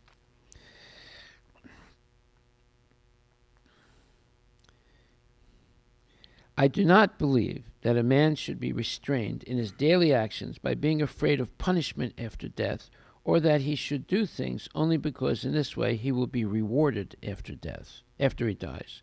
This does not make sense. The proper guidance during the life of a man should be the weight that he puts upon ethics and the amount of consideration that he has for others. I cannot conceive of a personal God who would directly influence the actions of individuals or who would directly sit in judgment on creatures of his own creation. I cannot do this in spite of the fact that mechanistic causality has, to a certain extent, been placed in doubt by modern science. My religiosity consists in a humble admiration of the infinitely superior spirit that reveals itself in the little that we, with our weak and transitory understanding, can comprehend of reality. Morality is of the highest importance, but for us, not for God. Whoa, he's a demon. Basically, the whole Bhagavad Gita, the main subject of it is, what is the highest morality? So Arjuna thought the highest morality is never to commit any violence to any member of my family, whether it's my immediate family or whether it's the extended family. Therefore, he refused to follow Krishna's order to fight. But by hearing from Krishna, he realized that the highest morality is to surrender to Krishna and follow his instructions. That's the highest morality. And this, in Bhagavad Gita, it says, it says, Tam eva saranam gacha sarvabhavena bharata tat prasadat param santim stanam prapsyasi sasvatam. Bhagavad Gita 1862. O scion of Bharata, Arjuna, surrender unto him utterly. By his grace you will attain transcendental peace and the supreme and eternal abode. And then before that he said, after that he says, Sarvaguyatamam bhuya shrinume paramam vacha. Istos si me dridam iti tato vakshami tehitam. Because you are my very dear friend, I am speaking to you my supreme instruction, the most confidential knowledge of all. Hear this from me, for it is for your benefit. He's saying that, what? He says morality is of the highest importance, but for us, not for God. So the highest importance is speculated idea of what morality is, and not to hear one thing from God. This is crazy. This is demoniac, right? So you see, the so-called smartest guy in the world is actually the dumbest when it comes to understanding something about Krishna or God. So he doesn't believe that nature has a purpose. He thinks that some kind of mundane, speculated morality is the real education that one should pursue. And so he says, to make this a living force and bring it to clear consciousness is perhaps the foremost task of education.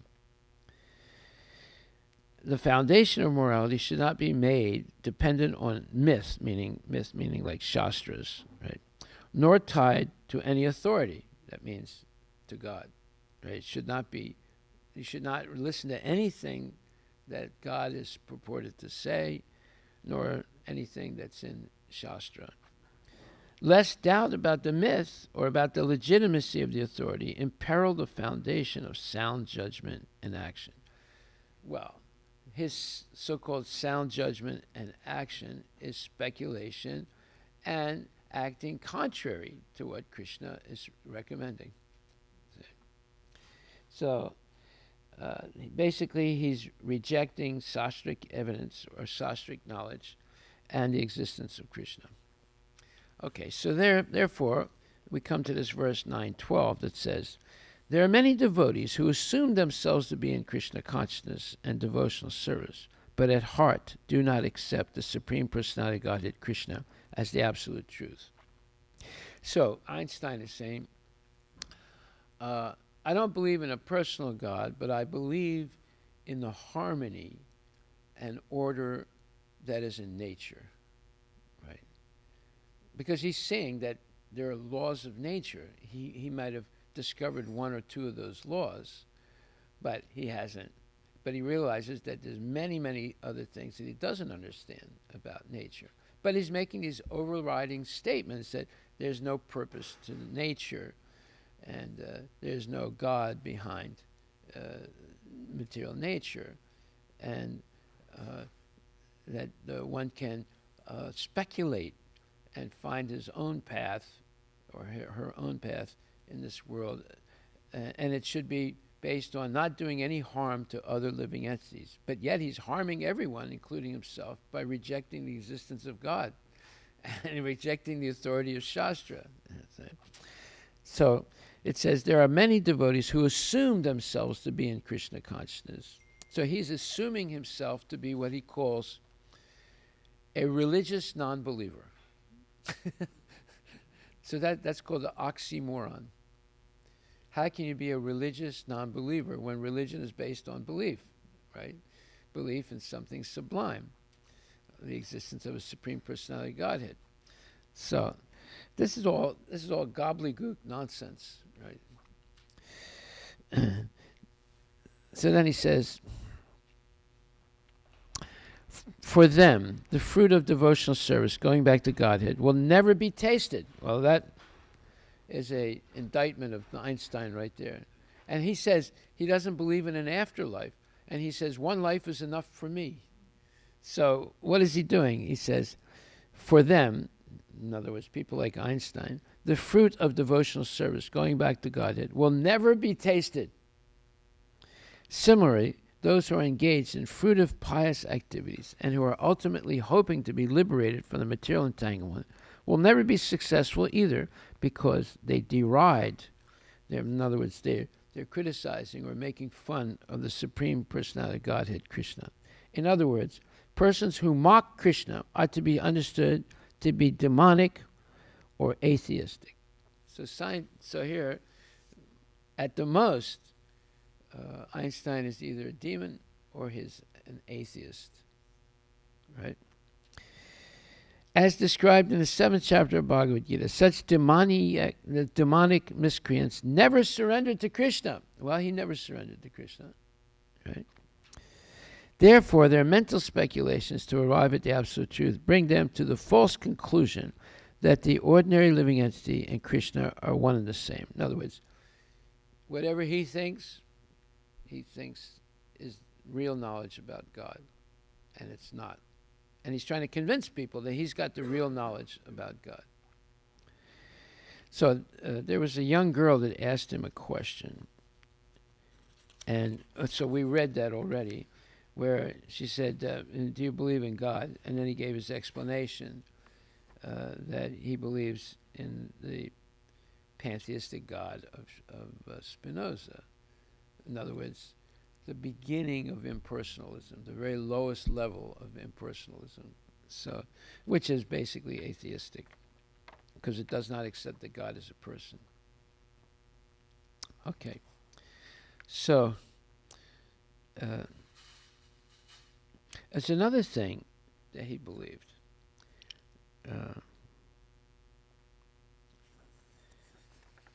That is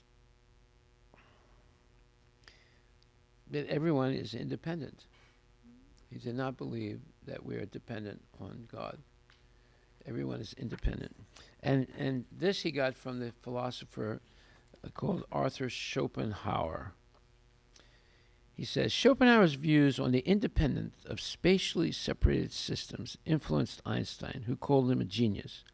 In their view, it was a necessary assumption that the mere difference in location suffices to make two systems different, and the two states having their own real physical state, independent of the state of the other.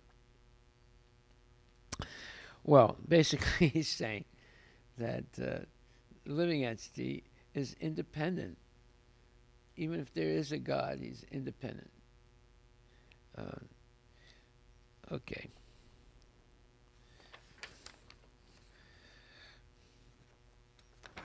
All right, so Prabhupada continues. He says, as described in the 7th chapter of Bhagavad Gita, such demoniac miscreants never surrendered to Krishna. Therefore, their mental speculations to arrive at the absolute truth bring them to the false conclusion that the ordinary living entity and Krishna are one and the same. With such a false conviction, they think that the body of any human being is now simply covered by material nature, and that as soon as one is liberated from this material body, there is no difference between God and himself. Okay, then that's not exactly what Einstein believed, but he's talking about the Mayavadis here. This attempt to become one with Krishna will be baffled because of delusion. Such atheistic and demoniac cultivation of spiritual knowledge is always futile, meaning it's always going to be a failure. That is the indication of this verse. For such persons, cultivation of the knowledge in the Vedic literature like Vedanta Sutra and the Upanishads is always baffled. It is a great offense, therefore, to consider Krishna, the Supreme Personality of Godhead, to be an ordinary man. Those who do so are certainly deluded because they cannot understand the eternal form of Krishna. Well, Einstein didn't believe that that God is an ordinary man. He believed that God doesn't exist, right? There's no such thing as a personal God. He defined his own God the same way that Spinoza did, as something that is pantheistic. Now, what does it mean, pantheistic? So pantheism believes that all nature is God. Everything is God. Yes? What are you saying? A doctrine which identifies God with the universe. Right. So it's not. So God is not a person. He's the whole universe. Yeah. Is it a subset, Maharaj? No, God is everything because everything is made with his energy. But Krishna says in Bhagavad Gita, in the 9th chapter, 4th verse, which is very important, Mayatatam idam sarvam jagat avyakta murtina matstani sarvabhutani nachaham tesu avastita. He says, by me in my unmanifested form, meaning Paramatma, this entire universe is pervaded. He's present in everything, every atom of the universe, and the heart of every living entity. All beings are in me, but I am not in them. So he is and he isn't. He is present everywhere in his expansions as Paramatma and Brahman, but yet he's completely independent and enjoying his pastimes in the spiritual world. So he is and he isn't. So that is Achintya Bheda Abheda Tattva, right? Okay. And then he says, Nachamatstani Bhutani Pasyame Yugam Aishwaryam. He says, and yet everything that is created does not rest in me. Behold my mystic opulence. This is Yogam Aishwaryam. This mystical opulence. Although I am the maintainer of all living entities, and although I am everywhere, I am not part of this cosmic manifestation, for myself is the very source of creation. Now, Einstein would take a statement like that as a gobbledygook, nonsense, inconsistent, it's not scientific, it is completely contradictory to reason and logic, right? But no, that's not true. Krishna is, at the same time, everything and not involved at all or implicated in any way in the material nature. Because whenever he descends in the material world, it's with his spiritual nature, and he's always situated in the spiritual energy of eternity, bliss, and knowledge. So all these things are incomprehensible to people like Einstein. But the devotees can understand as they become purified from lust, anger, and greed, and all these bad qualities, they begin to understand these things. Okay, so we'll stop right there. Are there any questions?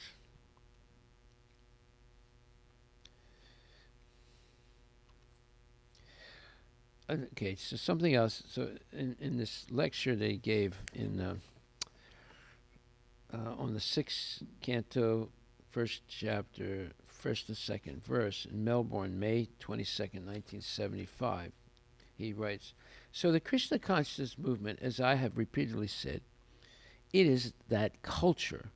Atato Brahma Jigyasa. What is the ultimate aim of life? Ultimate goal of life? Because I am eternal, I am simply changing body. Najayate mriyate va kadachin. Bhagavad Gita 2.20. Kadachit means that at any time the Atma, the soul, is never born. Najayate, the living soul. Najayate. Najayate means never born. But I see my child is born. No, that you see, the body of the child, not the child as soul. That is knowledge. That is called Brahma Jnana. That this body, I am not this body, I am spirit soul. Then the inquiry will be, then wherefrom the spirit soul has come? That should be the inquiry. That should be the question we ask. And why? If I am eternal, then why am I put into this condition of repeated birth and death? These are inquiries. These are real questions, he's saying. This is called Brahma Jigyasa. Brahma Jigyasa means inquiry about the spirit soul. That is Brahma Jigyasa. So when you begin to ask questions like this, then you can get the answers from Krishna through spiritual masters and bona fide devotees. Okay, so Einstein, although he's so smart, he didn't ask these questions. He didn't ask these questions. Or if he came close to asking these questions, he gave the answers himself, rather than he received the answers from the supreme authority, Krishna. This is the problem that speculators have. They depend on their own speculations and not authoritative statements in the Shastras and Krishna. Okay, so we'll stop right there. Any questions? Today also, Maharaj, people are thinking they have to figure out their own, like, what is spiritual life.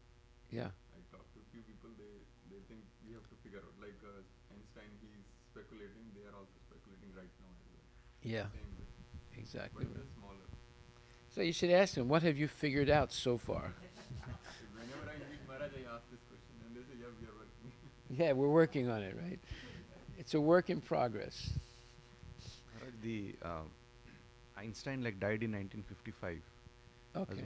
And Prabhupada has written these books after 1970, right? So just wondering if these kind of documentation of well explained, a good explanation of our philosophy was lacking during the time when Einstein was. No, it wasn't. not? See, Einstein went to India. He went to Calcutta. But who did he meet? He didn't meet Bhaktisiddhanta Saraswati Thakur. He met Rabindranath Tagore. Oh, Tagore. Who's another speculator. You said he went. I mean, the knowledge was there. Bhaktisiddhanta was preaching at that time. He went in the 1930s to India, right? But instead of seeing Bhaktisiddhanta Saraswati Thakur, he saw Rabindranath Tagore. Yeah, it seems, based on what you have described so far, it sounds like Einstein took a very, approach not to hurt the religious people as well as the scientific community. So Not it's to like hurt? not to hurt the religious people and not to hurt the. Well, he kept saying, I'm a religious Person. non-believer. So non-believer for scientists, yeah, keeping both. That's a pantheism, not necessarily atheism, but pantheism. Believe something and more rely on your senses to whatever you see is To what you speculate. see, that is what is God. Yeah, to speculate. Is it close to Maharaj impersonalist or it's very small? Pantheist? No, it is. Yeah, pantheism. If you say God is everything, that means God is nothing. That's a way of saying God is nothing. You know.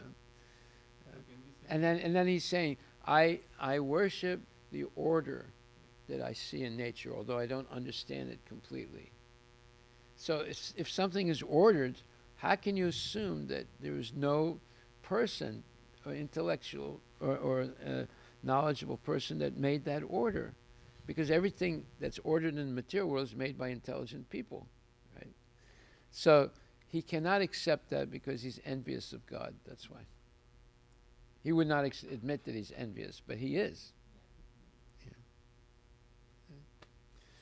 Yeah. Okay. Well, the atheistic scientists, yes. Yeah. And they all reject spiritual knowledge. They factor it out completely. Right. And that was, Einstein was saying that very emphatically. So therefore, it's demoniac. Haribol, Haribol, Haribol.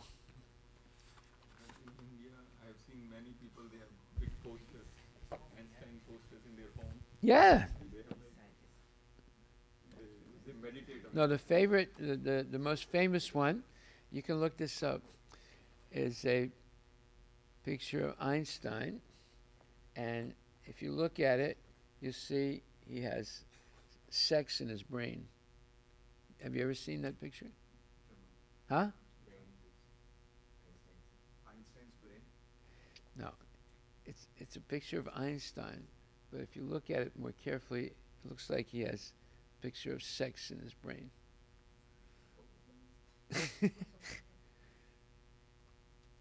See if you can find that. Have you seen pictures of Einstein in people's homes in India? Or in offices? Or Yes, ma'am, in India, it's like people meditate on Einstein. They put big, big posters in their study room or somewhere. Role model. it's not their study room, it's their speculation room.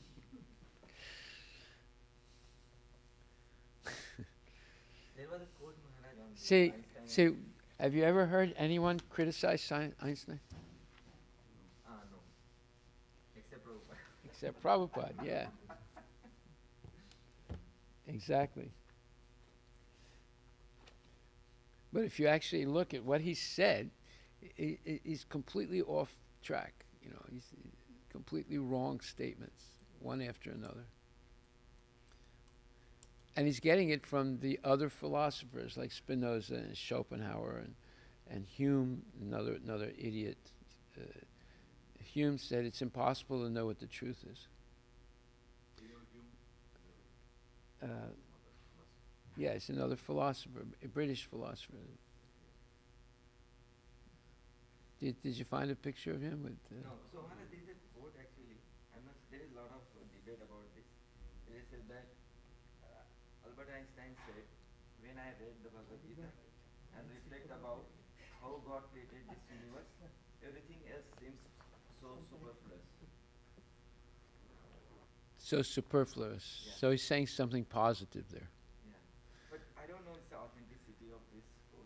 This is mark in Wikipedia, but Well, in this article about him, they don't mention that he read the Bhagavad no, Gita. there is some one person guy is like there is no authentic source for this. Like, Yeah. somebody, some Indian guy might have just come up with this. Haribol.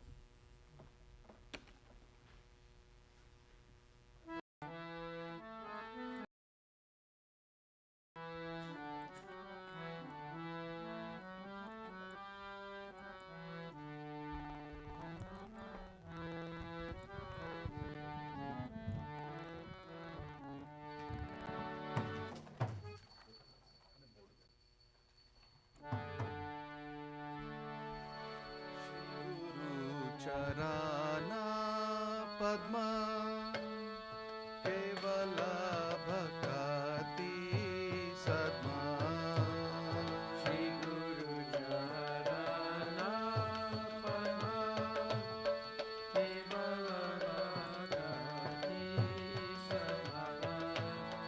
बंधो मोहि सावधान माते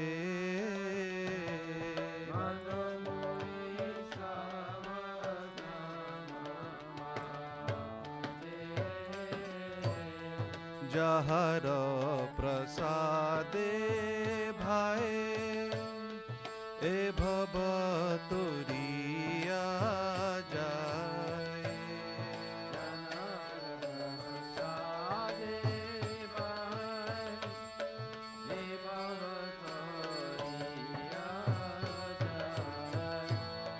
कृष्ण प्राप्ति होए जहाँ आते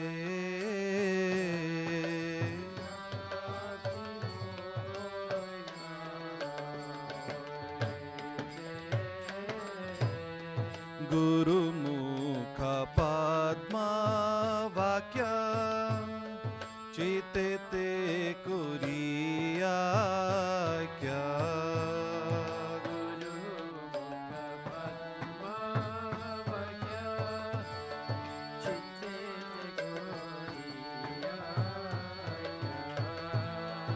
और ना कोरी हो मोने आशा और ना कोरी माने आशा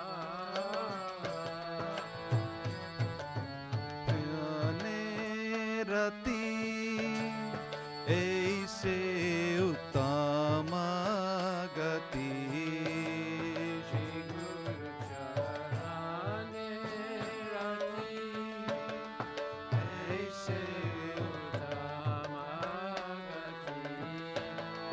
जे प्रसादे पूरे सर्व आशा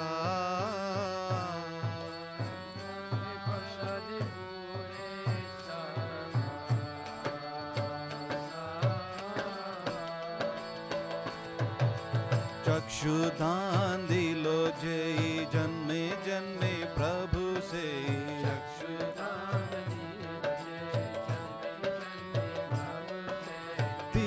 ज्ञान हृदय प्रकाशितो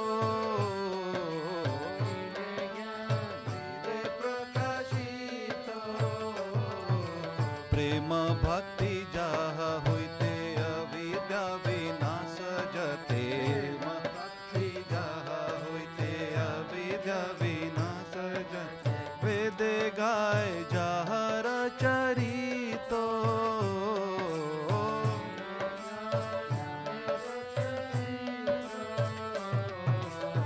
गुरु करुणा सिंधु अधम जनर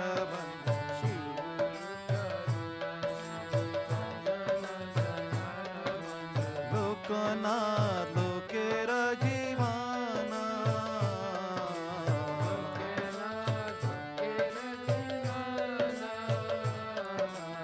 आहा प्रभु गुरु दया दियो मोरे पाद छया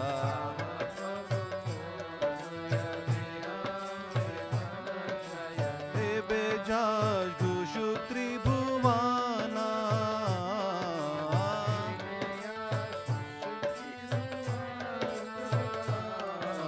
प्रभु पाद पतित पावना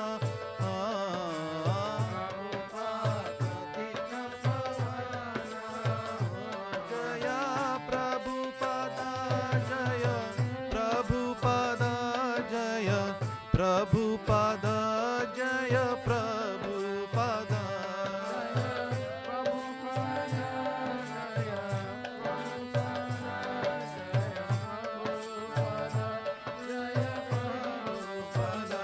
जय गुरुदेवा जय गुरुदेवा जय गुरुदेवा जय गुरुदेवा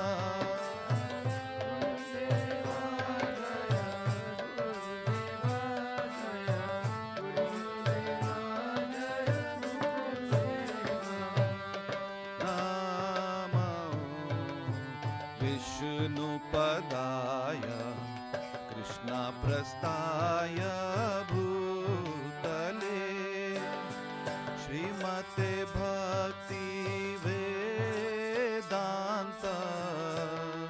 स्वामी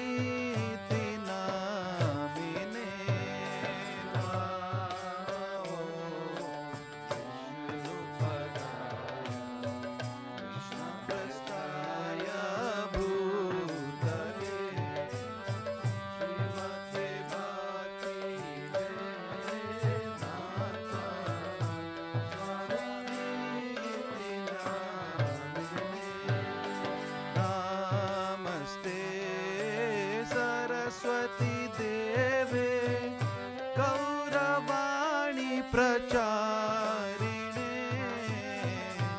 निर्विशेष शून्यवादी शतदेशतारिणे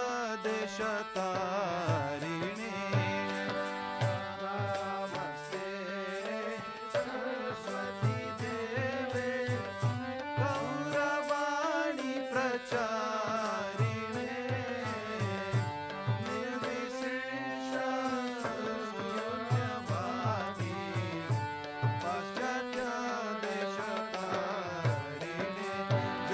Shri Krishna Chaitanya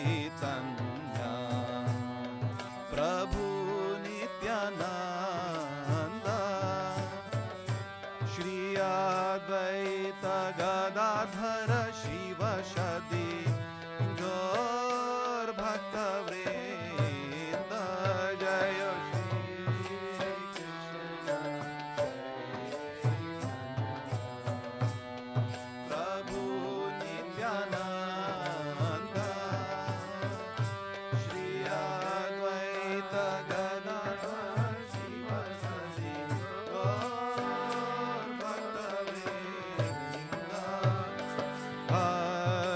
Krishna Krishna Krishna Hare Hare Hare Rama Rama Rama Hare Hare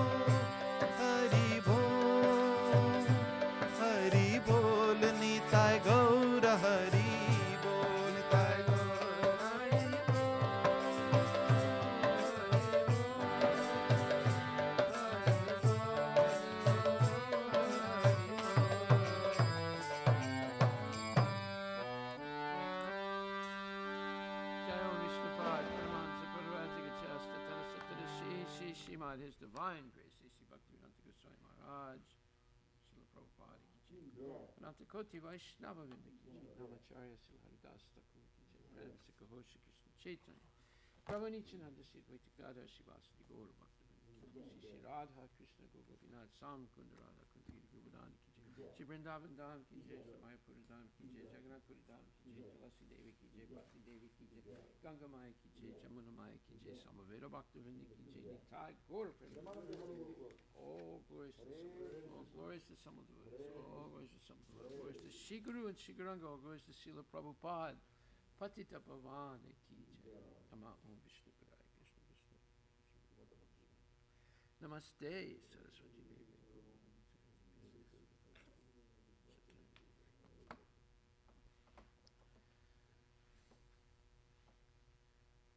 The lotus feet of a spiritual master is the only way by which we can attain devotional service. I bow down to his lotus feet with great reverence. By his grace one can obtain the mercy of Krishna. My only wish is to have my conscience purified by the words emanating from his lotus mouth. Attachment to his lotus feet is a perfection that fulfills all desires. He opens my darkened eyes and fills my heart with transcendental knowledge. He is my birth, Lord after. From him ecstatic prema emanates, by him ignorance is destroyed. The way the scriptures sing of his character. A spiritual master is the ocean of mercy, the friend of the poor, and the Lord and master of the devotees. O Master, be merciful unto me. Give me the shade of your lotus feet. Your fame is spread all over the three worlds. We take the shelter of Srila Prabhupada.